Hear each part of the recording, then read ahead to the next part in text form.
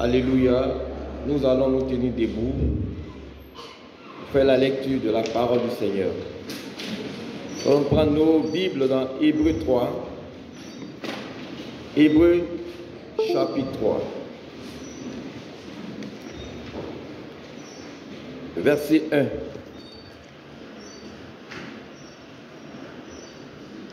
Hébreux 3, verset 1. Hébreux 3, à partir du verset 1. Je fais la lecture. C'est pourquoi, frères saints, qui avez part à la vocation céleste, considérez l'apôtre et le souverain sacrificateur de la foi que nous professons. Que Dieu ajoute ses bénédictions à sa parole. Nous allons prier. Seigneur, merci pour ta parole qui était au commencement. Et nous voulons connaître la révélation de ta parole. Nous voulons marcher avec cette foi qui était transmise une bonne fois pour tout au sein. Car il n'y a pas deux foi, il y a une seule foi, un seul esprit. Oh, bénis-nous ce matin. Saint-Esprit, conduis-moi. Sois là pour nous parler à tous, Seigneur, ce matin.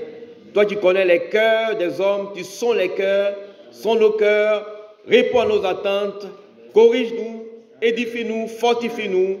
Te demandons au nom de Jésus-Christ. Amen. Vous pouvez tous asseoir. Que Dieu nous bénisse. Ce matin, je devais intervenir sur un autre thème quand les frères m'ont dit de passer ce dimanche. J'ai pris toute la semaine pour préparer un message qui me tenait à cœur. Et hier nuit, le Seigneur met quelque chose d'autre dans mon cœur. Donc je n'ai pas vu dormir. Ça avait 22h et quelques que j'ai reçu cela dans mon cœur. Et je vais faire content sur la conduite du Seigneur. Voyez, nous allons ensemble voir ce que le Seigneur veut nous dire ce matin. La portion d'écriture que nous allons lire, le thème sera la confession de notre foi. Cette portion d'écriture, Paul était en train de parler aux saints, ceux qui n'ont pas à la vocation céleste. J'espère que nous comprenons pourquoi le Seigneur nous a appelés. Nous n'avons pas à une vocation céleste. Ce n'est pas une vocation terrestre. Vous voyez, si tu acceptes le Seigneur, il faut le comprendre que c'est pour le ciel. C'est pourquoi le Paul dit, si nous sommes ressuscités vraiment avec Christ, c'est-à-dire que si nous sommes morts pour ce monde, nous devons nous affectionner aux choses de là-haut, pas aux choses de la terre. C'est important. Et là-dessus, notre frère Boka aime bien insister là-dessus, je lui donne toujours raison, je lui ai dit, les choses célestes, c'est à cela que nous sommes appelés. La vie de Dieu, les choses du royaume, c'est cela. Il a dit, mon royaume n'est pas de ce monde. Nous sommes dans ce monde, mais nous ne sommes pas du monde. Et là, c'est deux royaumes différents. Les principes du royaume terrestre, c'est différent du royaume du Seigneur. Il a dit, celui qui veut être plus grand dans son royaume, il est le plus petit de tous. Mais dans ce monde, tu te rends petit, on va t'écraser. C'est différent. Dans son royaume, il faut aimer celui qui te fait du mal. Aime ton ennemi. Mais dans ce royaume de ce monde, quand quelqu'un te fait du mal, automatiquement tu réponds par le mal. C'est deux royaumes différents. Nous sommes appelés à une vocation céleste. Regardez comment c'est haut, c'est glorieux. Que de traîner encore avec les choses du monde, de lutter encore avec les choses du monde. Frères, détachons-nous de cela. Voyez, détachons ces choses et répondons à l'appel de Dieu pour les choses célestes, pour une vie transformée, une nature divine en nous. C'est cela. Et quand le frère Franck rend son témoignage, on voit que c'est une vie qui n'est pas conforme à la vie de la terre. Quelqu'un qui se consacre à Dieu et à la vie de Dieu en lui.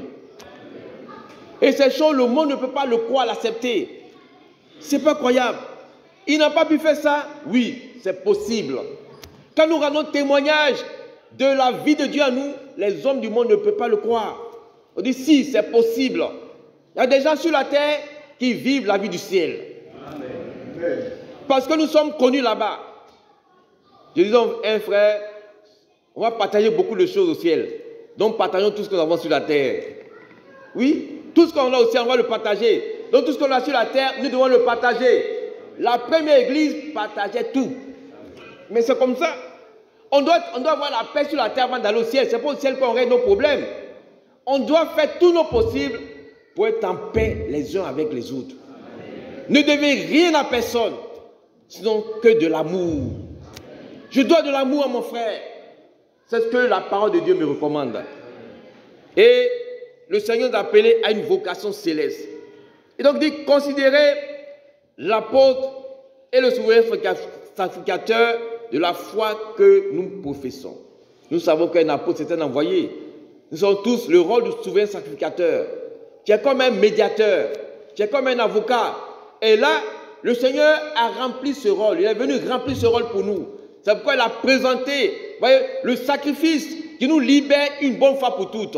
Voyez, nous devons comprendre, connaître le rôle du Seigneur. Mais ce matin, je vais surtout parler de la profession de notre foi. Vous savez, la confession de notre foi, cela veut dire que proférer quelque chose, confesser quelque chose, ce n'est pas le temps de confesser ses péchés. C'est de dire la même chose que quelqu'un a dit.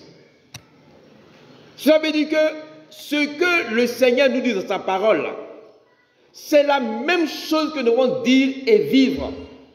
Parce que quand notre foi, nous la confessons, nous la disons, nous la proclamons selon les Écritures, c'est là que le souverain sacrificateur prend cela en compte et il accomplit cela.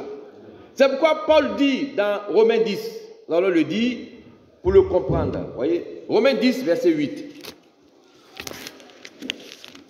Nous connaissons tous ce passage. Romains 10, verset 8.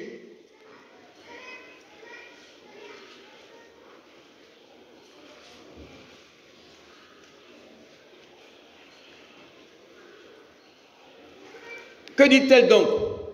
La parole est près de toi, dans ta bouche et dans ton cœur.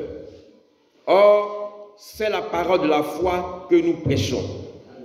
Verset 9. Si tu confesses de ta bouche le Seigneur Jésus-Christ, et si tu crois dans ton cœur que Dieu l'a ressuscité, tu seras sauvé. Amen. Car c'est en croyant du cœur qu'on parvient à la justice. Et c'est en confessant de la bouche qu'on parvient au salut selon ce que dit l'Écriture. Quiconque croit en lui ne sera point confus. Le frère Branham, au travers de cela, voyez, dit toujours à ceux pour qui il prie, quand vous croyez, le Seigneur me l'a dit, quand vous demandez quelque chose, croyez que vous l'avez déjà reçu et vous voulez cela s'accomplir. J'ai besoin, par exemple, d'une marchandise. Vous voyez, il y a des commandes en ligne qu'on fait. Ou bien tu commandes dans nos pays. Quand tu commandes ta marchandise et que tu l'as payée, déjà, tu es rassuré que cette marchandise est en route. Vous voyez, même si elle va faire 1 jour, 2 jours, mais tu crois même que tu l'as reçu. Tu vis comme tu l'as reçu. Et c'est comme ça que notre foi fonctionne. Quand tu passes ta commande auprès du Seigneur, le prix a été déjà payé. Le prix a été déjà payé. Passe la commande. Voyez? Et tout ce que tu as besoin est disponible. Habakkuk dit, si elle tarde, attends-la. Quand Daniel a passé la commande, elle venait, ça a été retardé.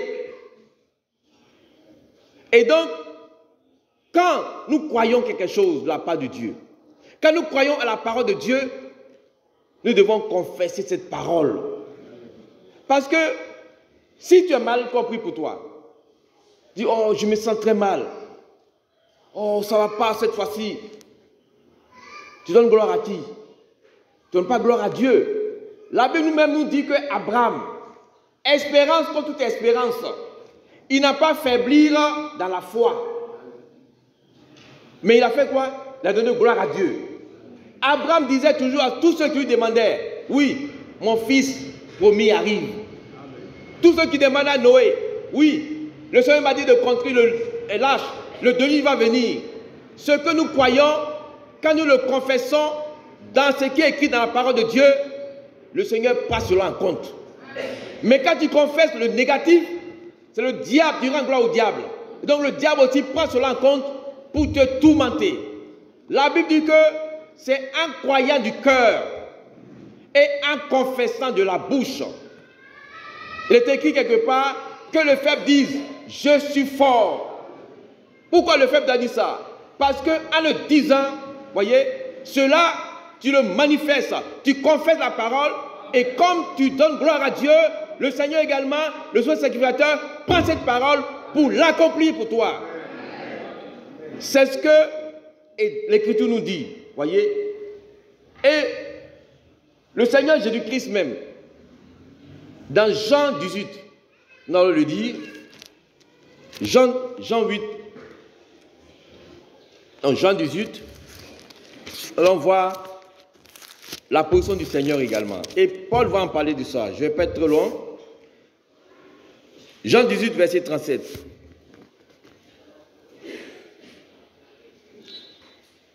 Bon, je commence à partir du verset 33. Pilate rentra dans le prétoire, appela Jésus et lui dit, « Es-tu le roi des Juifs ?»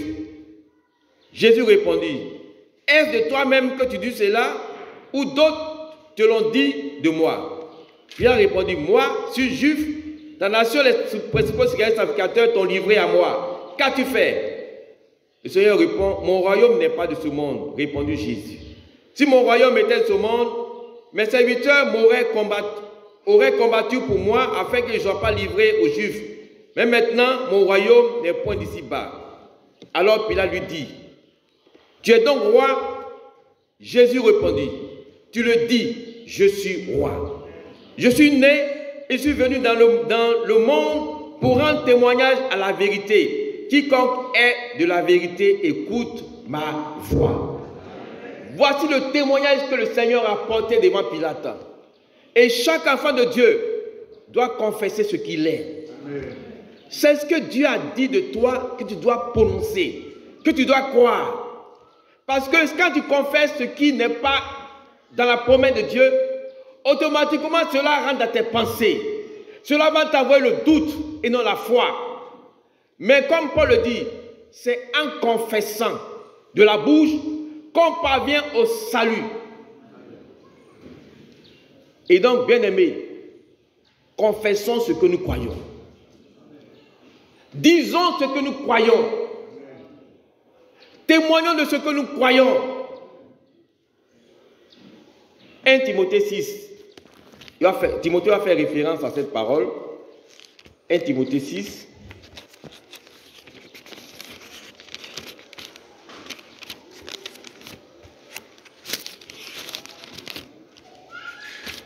« 1 Timothée 6, à partir du verset 11. Pour toi, homme de Dieu, fuis ces choses et recherche la justice, la piété, la foi, l'amour, la patience, la douceur. Combat le bon combat de la foi. Saisis la vie éternelle à laquelle tu as été appelé et pour laquelle tu as fait une belle confession en présence d'un grand nombre de témoins. Je te recommande devant Dieu qui donne la vie à toutes choses et devant Jésus-Christ qui fit une belle confession devant Pilate de garder le commandement, de vivre sans tâche, sans reproche, jusqu'à l'apparition de notre Seigneur Jésus-Christ. Amen. Paul dit à Timothée, toi également, tu as fait une belle confession. Vous voyez, il y a des personnes avant de prendre le baptême, elles font de belles confessions. Avant de se marier, elles font de belles confessions. Mais après, ce qu'elles disent, elles abandonnent ça. Cette confession de ce qu'elle croit, la parole de Dieu qu'elle a acceptée, qui est sur sa bouche, ce n'est plus cette parole-là qui est dans ses pensées, dans son cœur. Car c'est Dans l'abondance du cœur que la bouche parle. Ce qui est dans ton cœur là, c'est ce que tu as fait sortir, dit l'Écriture. Et donc, si c'est la parole de foi, comme Paul l'a dit, c'est la parole de foi. Cette parole, elle est auprès de toi, elle est en toi, elle est dans ta bouche. Si tu la prononces, Dieu l'accomplira. Et Abraham n'a pas donné gloire au Satan, il a donné gloire à Dieu. Pendant qu'il espérait, la Bible dit que Abraham n'a pas douté. Il n'a pas prononcé une parole de doute. Ne prononce plus la parole d'échec. Ne prononce plus la parole de découragement. Paul a dit, je puis tout par celui qui me fortifie. C'est cela. Il faut confesser la parole de Jésus. Il faut toujours la déclarer.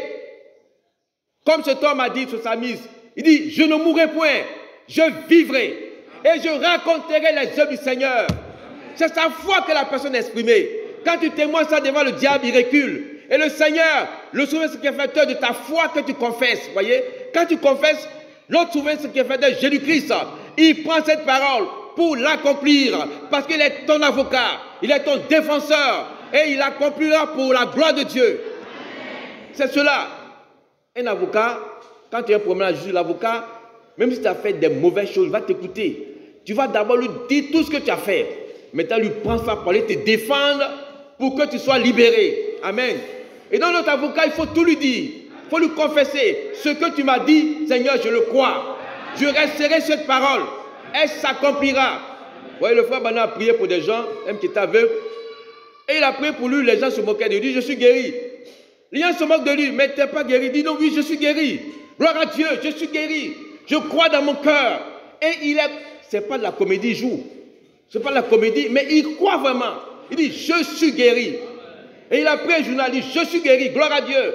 Qu'elle a commencé à lire, ses yeux sont ouverts. Je suis guéri. La femme qui perdait du sein a dit, oh, si je pouvais toucher le pan de son vêtement. C'est ce qu'elle a dit dans son cœur. Elle a dit, si je pouvais toucher. Elle a confessé sa foi. Elle a resté cette parole. Notre frère, notre soeur Botti a donné un témoignage. Sa fille qui était malade. Elle avait une maladie assez grave quand même, j'ai oublié la maladie.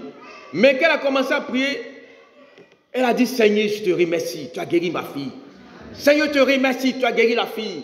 Ce qu'elle a demandé, elle croit qu'elle a déjà reçu. Donc elle a vu cela s'accomplir. Mais elle ne remercie pas Dieu pour remercier Dieu, mais d'abord elle croit que ce qu'elle a demandé au Seigneur dans la prière, le Seigneur l'a déjà accompli. Tout ce qu'on demande à Dieu, Dieu l'a déjà accompli. C'est pas maintenant que Dieu va te guérir. La guérison était déjà accomplie à Golgotha. Notre délivrance a été accomplie à Golgotha. Le diable était menteur. Le Seigneur nous a libérés. Il a ouvert le chemin pour nous. Allons-y auprès de lui et confessons ce que nous croyons. Pour dire, Seigneur, je suis racheté, je suis libéré. Tu m'as béni. Je ne suis pas quelqu'un qui va être à la queue, mais je suis destiné à être à la tête. Et tu vis ta parole. Tu ne donnes pas dans ton cœur le doute, les échecs. Bannissons ça dans notre langage. Nous sommes des enfants de Dieu. Nous sommes des vainqueurs. Vous voyez? C'est pourquoi Paul nous dit dans Philippiens 4. Allons avancer assez rapidement. Philippiens 4.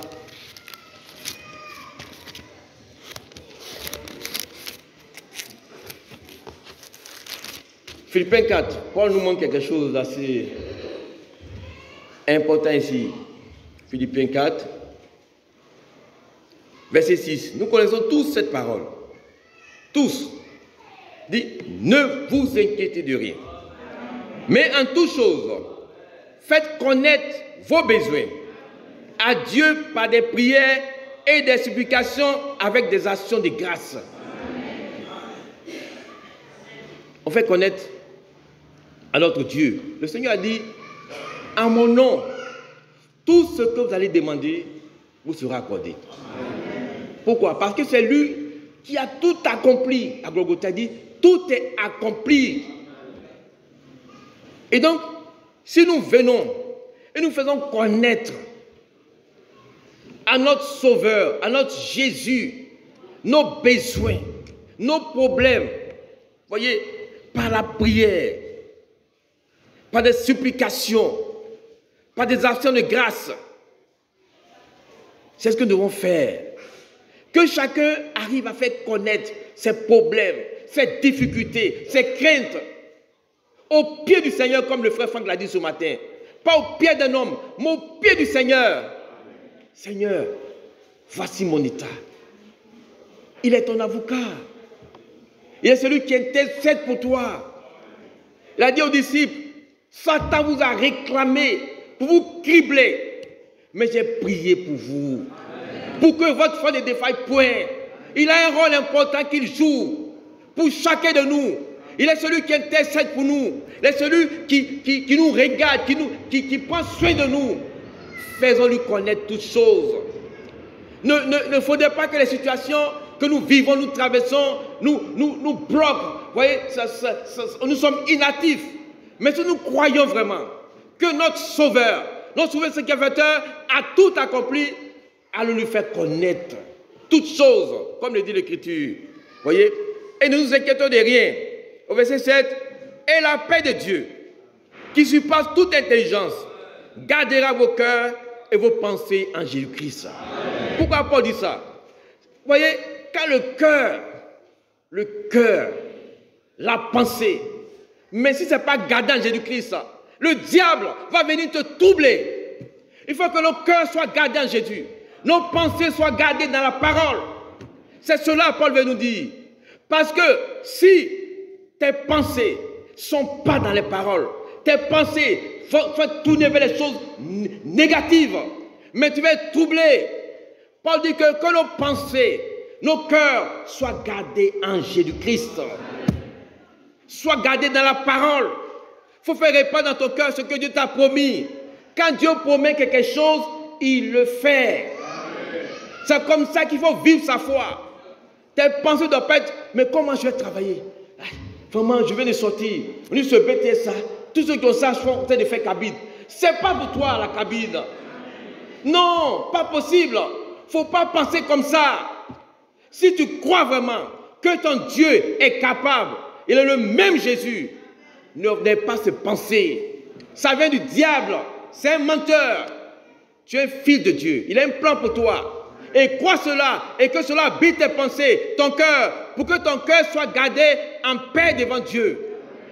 Sinon tu vas être là, et tu vis dans le chômage. C'est ce que tu crois. Tu vis dans le chômage, et ça te conditionne. Tu penses que les situations ne vont pas s'améliorer, et ça ne s'améliore pas, parce que c'est ce que tu crois. Mais tu crois, comme le dit l'Écriture, tout est possible à celui que tu crois. Nous devons, comme Paul le dit, voyez, de ne pas nous inquiéter, de faire connaître nos besoins à Dieu. Voyez, et la paix de Dieu. Il dit, je vous donne ma paix, que votre cœur ne se trouble point. Bien-aimé, rien ne doit nous troubler. Quels que soient les problèmes, ça ne doit pas te troubler. Ne combats pas toi-même. Fais connaître ça à Jésus. Dis-lui tout, frère, sœur, dis-lui tout dans la prière, dans la supplication. Et que nos cœurs, nos pensées soient gardés en Jésus-Christ.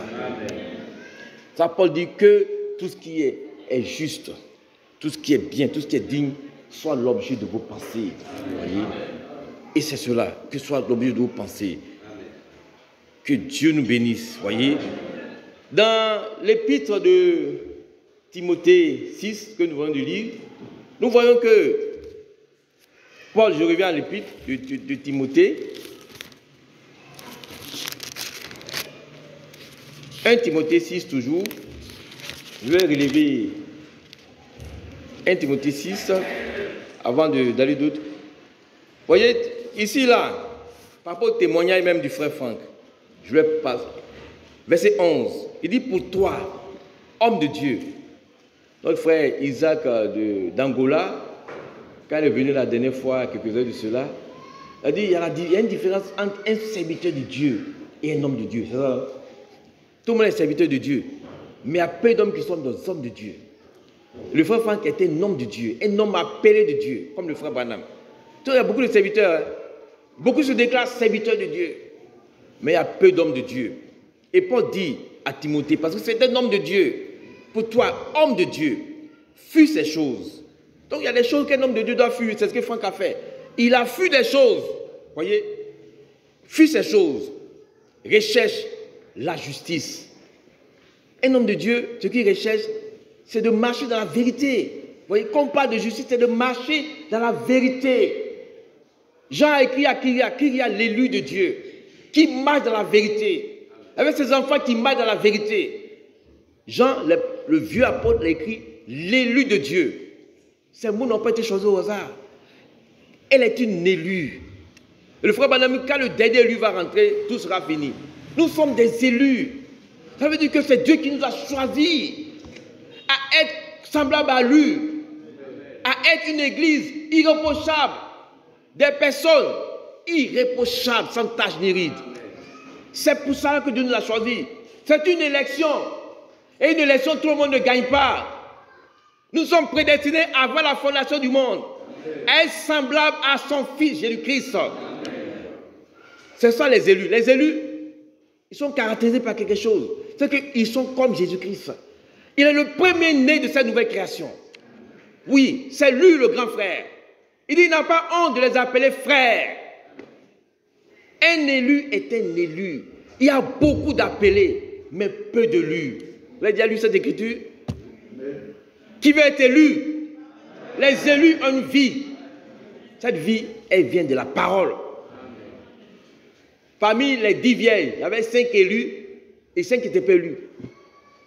Les élus, elles sont rentrées. Mais celles qui ne sont pas élues, elles sont restées. Elles ont été appelées, mais elles ne sont pas rentrées. Et le frère Fan l'a lu le passage dans le puits de Pierre. Comme des saints, soyez saints dans toute votre conduite. Ça, c'est les élus. Dans toute leur conduite, ils sont saints. Et Paul le dit à Timothée. Il dit, voilà, un homme de Dieu, voici ce qu'il recherche. Il recherche la justice, la piété. Et que la consécration de Dieu, là, ce n'est pas un problème pour lui, comme le frère Franck. C'est-à-dire que le monde n'est plus intéressé par le monde. Sa vie, c'est de se consacrer à Dieu. C'est de vivre pour Dieu. La foi. Oui, c'est ce qu'il recherche. Il veut que sa foi soit dans la parole, comme Abraham. Il recherche la foi. Vous voyez? Et il communique la foi. Il n'y a pas de manière d'autre. On n'obtient rien à Dieu sans la foi. Sans la foi, personne n'est agréable à Dieu, dit l'Écriture. Et donc, c'est ce qu'un homme de Dieu doit rechercher. La foi. Je continue. L'amour. Un homme de Dieu doit rechercher l'amour. Quand on se programme homme de Dieu, on recherche l'amour. On cherche à aimer. Comme Christ a aimé. On supporte tout. Comme 1 Corinthiens 13 le dit. L'amour. D'autres versions sur la charité. Un homme de Dieu, il recherche 1 Corinthiens 13. L'amour qui ne soupçonne rien de mal, ne fait rien de malhonnête. C'est cela un homme de Dieu. Quelqu'un qui se présente à nous comme un homme de Dieu qui ne recherche pas ces choses, voyez les critères, dit vous les remarquerez par leurs fruits. S'il ne recherche pas l'amour, vous n'avez pas peur de le classer. Ce n'est pas un homme de Dieu. Ce que Dieu dit, pourquoi on va dire autre chose? Souvent les gens disent ce que Dieu n'a pas dit. Mais je ne comprends pas. Ce que Dieu n'a pas dit, on ne doit pas le dire. Souvent des opinions personnelles, des avis. Mais ce n'est pas ce que Dieu a dit. Si tu me fais croire quelque chose, il faut le montrer dans la parole de Dieu. Amen. Là, je peux te croire et te suivre. Mais je ne veux pas suivre un homme qui va me raconter, il va prendre ici, il va dire des choses, tu sais. Si ce n'est pas sur la base de l'Écriture, j'ai le plein droit de rester tranquille. Et de m'approcher du Seigneur, Seigneur, je veux que tu me révèles ta parole, ta vraie parole, voyez. Et recherche la patience, la douceur. Homme de Dieu, tous ceux qui sont aspirés à être hommes de Dieu, voici ce que Paul demande aux hommes de Dieu de rechercher. Voyez, un homme de Dieu, ce n'est pas des grands discours. Pas du tout. Voyez, le frère Madame dit qu'il a vu un tracteur qui partait quelque part, mais il faisait un bruit tellement, le bruit était très fort. Mais quand il revenait, il était chargé, il n'entendait même pas de bruit. Oui, quand on est vide, on fait beaucoup de bruit. Mais quand on est rempli de Saint-Esprit, on marche dans la douceur, dans la justice, dans la piété, dans l'amour, dans la foi. Que Dieu nous aide. 1 Pierre 5. Et un autre verset pour terminer, il est presque midi. Je crois que nous tous, nous croyons que seul le Seigneur, voyez, est capable de nous faire tellement de bien. Que c'est à lui que nous devons partir tous les jours de notre vie. 1 Pierre 5, voyez, Pierre également apporte cela. Verset 6, ça va du verset 6. Humiliez-vous donc sous la puissante main de Dieu, afin qu'il vous élève au temps convenable. Amen. Et déchargez-vous sur lui de tous vos soucis, car lui-même prend soin de vous. Ne portons plus le fardeau, c'est trop difficile. Déchargeons-nous sur lui, il est là. C'est son travail. Son travail. C'est lui qui va le faire. Il a dit que c'est lui qui va le faire. Hein. Quand il nous dit des choses là, c'est lui. Donc tu as un fardeau à décharger sur lui. Oui. Faut pas, ne fais pas par là. Le frère Branham dit, voyez, un serviteur de Dieu, un enfant de Dieu, en fait des situations, il reste tranquille. Il dit, reste tranquille, ne t'agite pas. Laisse Dieu même là, régler cela. Parfois, tu ne vas pas faire par là, je ne suis pas content, je ne suis pas d'accord. Laisse Dieu. Confie ça à Dieu. Pour éviter les incompréhensions, confie ça à Dieu. Quand il y a une incompréhension, oh, j'ai compris. Seigneur, voici, je m'attends à toi. Puis tu ne parles plus. Dieu est capable de conduire la vie, de faire sa volonté. Vous voyez, laissons Dieu, il va s'en charger. Déchargeons-nous sur le Seigneur. Que nous apprenons à nous décharger sur lui. Au lieu de maigrir là, hein,